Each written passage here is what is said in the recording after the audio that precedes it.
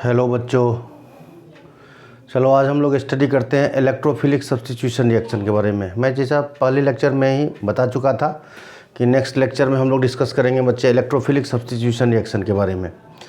Electrophilic substitution reaction किसका हम लोग स्टडी करेंगे? एनिलीन का करेंगे, जिसको हम लोग कह सकते हैं ring chain substitution reaction of aniline. चलो बच्चे पहले हेडिंग देता हूँ। देखो आज का जो टॉपिक है बच्चे वो देखो क्या है, electrophilic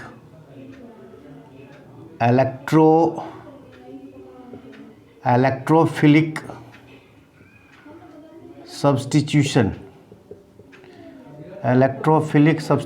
reaction, electrophilic substitution reaction और रिंग चेन सब्स्टिट्यूशन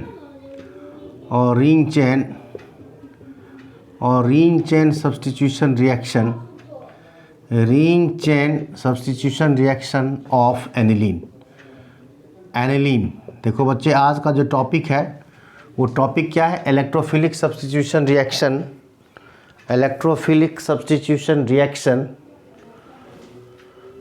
और ring chain substitution reaction of aniline. देखो होता है क्या कि एनिलीन में जो NH2 ग्रुप होता है वो हाईली एक्टिवेटिंग ग्रुप होता है। जब वो हाईली एक्टिवेटिंग ग्रुप होगा तो बेंजीन न्यूक्लियस रिंग में क्या होता है? इलेक्ट्रॉन का डेंसिटी इंक्रीज कर देता है। जब बेंजीन न्यूक्लियस या बेंजीन रिंग न्यूक्लियस में क्या होगा? इलेक्ट्रॉन का डेंसिटी इंक्रीज करेगा तो वो facilitates to attack the electrophile को जनरेट कर देगा। तो होगा क्या, इसमें सब्स्टिट्यूटिंग रिएक्शन जो होता है, इसमें सब्स्टिट्यूशन जो होगा वो ऑर्थो और पारा पोजीशन पर सबसे ज़्यादा होता है। ज़्यादा इसीलिए होता है कि इलेक्ट्रॉन डेंसिटी उस पर इंक्रीज कर जाता है, जिसको हम लोग रेजोनेटिंग इफेक्ट से, रेजोनेंस से, कैनोनिकल स्ट्रक्चर से इसको देखेंगे बच्चे। क्या होता है? ऑर्थो और पारा सब्स्टिट्यूशन प्रोडक्ट पर सब्स्टिट्यूटिंग प्रोडक्ट बनता है, क्योंकि उस पर क्या होता है? इलेक्ट्रॉन का डेंसिटी बच्चा क्या होता है? उस पर इंक्रीज कर जाता है। तो चलो इसको हम लोग वन बाय वन करके देखते चलेंगे। इलेक्ट्रोफिलिक सब्स्टिट्यूशन रिएक्शन क्या होता है इसमें देखेंगे, फिर इसका ब्रोमिनेशन के बारे में देखेंगे, नाइट्रेशन देखेंगे, सल्फोनेशन देखेंगे। एक बात बहुत इंपॉर्टेंट है इसमें, देखो क्योंकि NH2 जो है वो हाईली एक्टिवेटिंग ग्रुप होता है, जो क्या करेगा? डिफ़िकल्ट कर देगा फॉर मोनो सब्स्टिट्यूशन इफेक्ट को, मोनो सब्स्टिट्यूशन रिएक्शन को ये क्या करेगा? वेरी डिफ़िकल्ट कर देगा, नहीं बनने देगा। फिर कुछ ना कुछ होता है, NH2 को प्रोटेक्ट करेंगे तब फिर हम लोग इस रिएक्शन को आगे बढ़ाएंगे। इससे mono substitution reaction direct method से नहीं बन पाएगा ऑर्थो और पारा। इसके लिए हमको क्या करना पड़ेगा? NH2 ग्रुप को प्रोटेक्ट करना पड़ता है। इसको बात को दिमाग में सेट कर लो कि NH2 इतना हाईली एक्टिवेटिंग ग्रुप है कि मोनो सब्स्टिट्यूशन प्रोडक्ट को फॉर्म होने नहीं देता है। तो चलो बच्चे हम लोग इसको स्टडी कर लें, इसके बारे में कुछ हम लोग राइट डाउन कर लें, नोट कर लें। रिंग चेन सब्स्टिट्यूशन रिएक्शन में क्या होता है बच्चे देखते हैं। बेंजीन रिंग, देखो बच्चे benzene ring in aniline, benzene ring in aniline is highly activating group, is highly activating group. This is due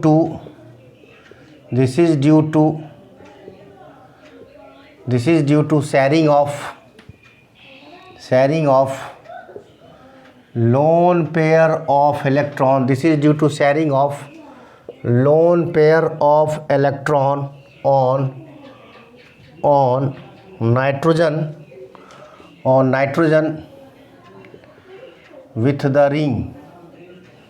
Nitrogen with the ring which result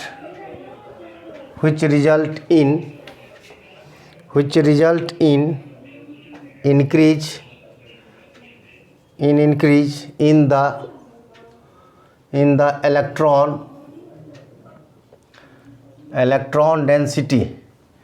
in the electron density on the on the ring and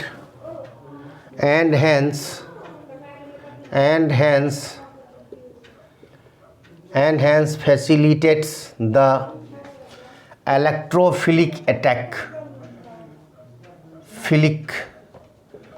Facilitates the electrophilic attack. देखो बच्चे इसमें लिखा हूँ क्या कि benzene ring in aniline is highly activating group. This is due to sharing of lone pair of electron on nitrogen with the ring which result in increase in the electron density on the ring and hence facilitates the electrophilic attack. चलो बच्चों इसको write down करो.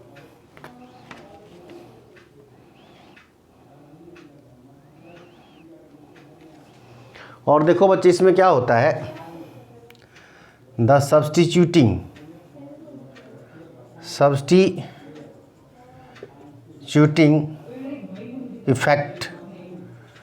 effect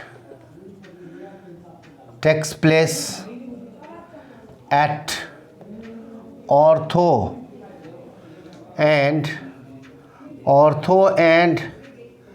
para position. Ortho and para position because electron density increase at ortho and para position. Ortho and para position. चलो इसको write down करो.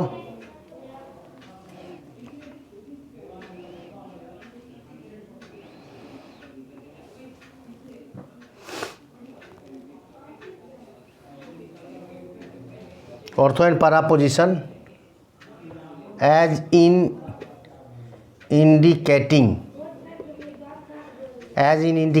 in resonance में ये पता चलेगा बच्चे. चलो इसको राइट डाउन कर लो. चलो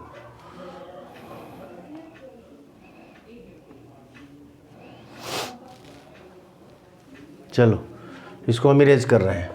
इसका स्क्रीनशॉट ले लो. चलो ठीक है बच्चे. अब देखो नेक्स्ट पॉइंट में कि due to strong activating group NH2 group क्या है, due to strong activating group है. ये हमेशा क्या करता है, difficult to stop mono substitution reaction को डिफ़िकल्ट टू स्टॉप करता है बच्चे. देखो है क्या, due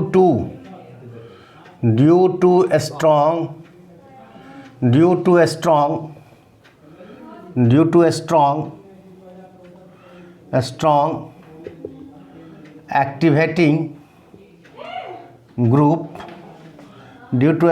activating group NH2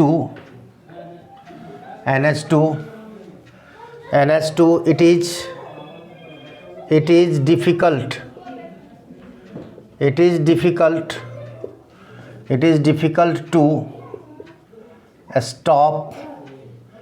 is difficult to stop the reaction of mono substitution stage. ठीक है बच्चे, मोनो सब्स्टिट्यूशन स्टेज. चलो इसको राइट डाउन करो.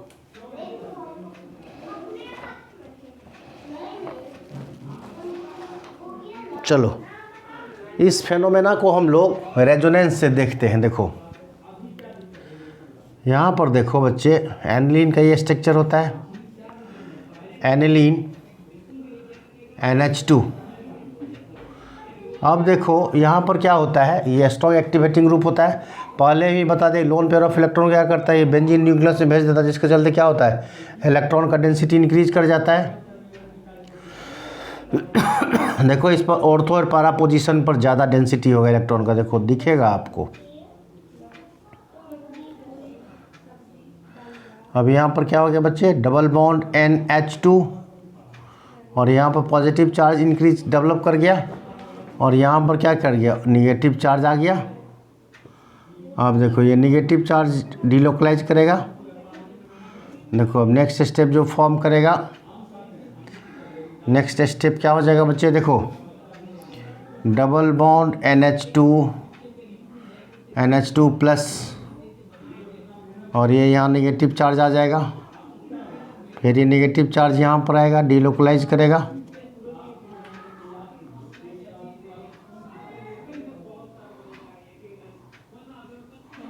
यहाँ पर डबल बॉन्ड NH2 हो जाएगा प्लस, और देखो ये बॉन्ड यहाँ पर शिफ्ट करेगा और ये पाई इलेक्ट्रॉन यहाँ पर जाएगा, तो फॉर्म कर जाएगा क्या,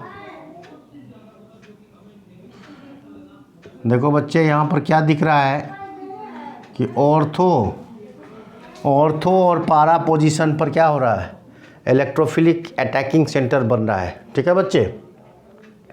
और देखो एक पॉइंट और क्या इम्पोर्टेंट है इसमें कि NH2 ग्रुप जो होता है वो हाईली एक्टिवेटिंग ग्रुप है, और बेंजीन न्यूक्लियस में क्या होता है, इलेक्ट्रॉन को डोनेट कर देता है वो, जिसके चलते क्या होता है, इलेक्ट्रॉन का डेंसिटी इंक्रीज कर जाता है बेंजीन न्यूक्लियस में। इसीलिए एनिलीन जो है वो वीक बेस है। ठीक है बच्चे, चलो इसको पहले राइट डाउन कर लो।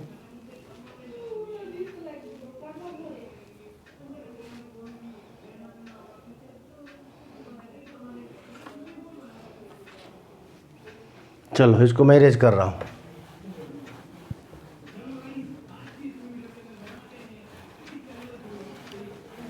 चलो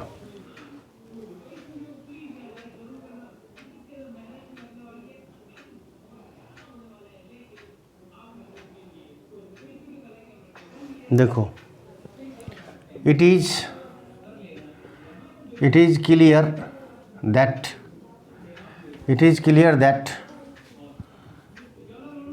availability of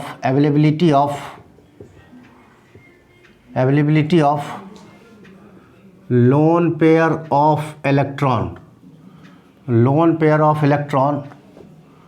for protonation and decrease, lone pair of electron for protonation and decrease as a result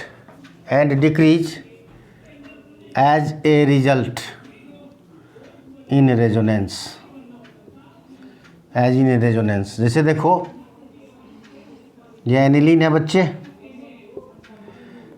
NH2, और देखो ये लोन पेयर ऑफ इलेक्ट्रॉन इधर ट्रांसफ़र करता है, और इसमें कौन सा इफेक्ट होता है बच्चा, +R और +M इफेक्ट होता है, +R और +M इफेक्ट होता है। इसीलिए क्या होता है, aniline is the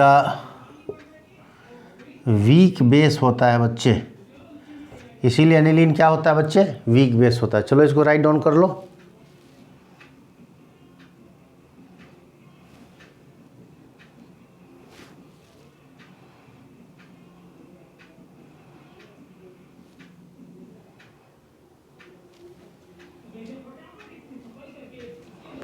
age a result of resonance.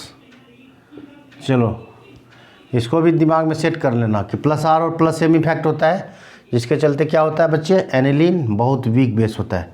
चलो इलेक्ट्रोफिलिक सब्स्टिट्यूशन रिएक्शन में देखो, नेक्स्ट लेक्चर में जो हम लोग आएंगे, electrophilic substitution reaction. Electrophilic substitution reaction में हम लोग बच्चे स्टडी क्या क्या करेंगे, देखो फर्स्ट नंबर में ब्रोमिनेशन को लेके आऊँगा, ब्रोमिनेशन है, सेकेंड है नाइट्रेशन, और थर्ड नंबर में सल्फोनेशन। ये तीनों रिएक्शन बहुत जल्दी लेके मैं आऊँगा। ये तीनों इलेक्ट्रोफिलिक सब्स्टिट्यूशन रिएक्शन है, बहुत इंपॉर्टेंट, ब्रोमिनेशन, नाइट्रेशन और थर्ड वन सी सल्फोनेशन। अभी देखो हम लोग जो स्टडी किए हैं इसमें सिर्फ एक बात याद आपको रखना है कि ऑर्थो और पैरा डायरेक्टिंग ग्रुप तो फॉर्म करेगा, लेकिन मोनो सब्स्टिट्यूटेड प्रोडक्ट बहुत डिफ़िकल्ट से फॉर्म करेगा। इसमें क्या करना पड़ेगा, NH2 ग्रुप को प्रोटेक्ट करना पड़ेगा। चलो हम लोग नेक्स्ट लेक्चर में ब्रोमिनेशन जब पढ़ूंगा तो उसमें या नाइट्रेशन या सल्फोनेशन पढ़ूंगा तो उसमें इस रिएक्शन के बारे में हम चर्चा करेंगे बच्चे। जब तक इसका स्क्रीनशॉट ले लो बच्चे। चलो ठीक है बच्चे, चलो बच्चे नेक्स्ट लेक्चर में हम बहुत जल्दी मिलने वाले हैं। नेक्स्ट लेक्चर के साथ फिर ब्रोमिनेशन या नाइट्रेशन या सल्फोनेशन लेकर मैं आऊँगा। ठीक है बच्चों, यदि आपको मेरा लेक्चर अच्छा लगता है या आपको कुछ भी बेनिफिट होता है तो प्लीज़ इसको लाइक करो, शेयर करो और सब्सक्राइब करो।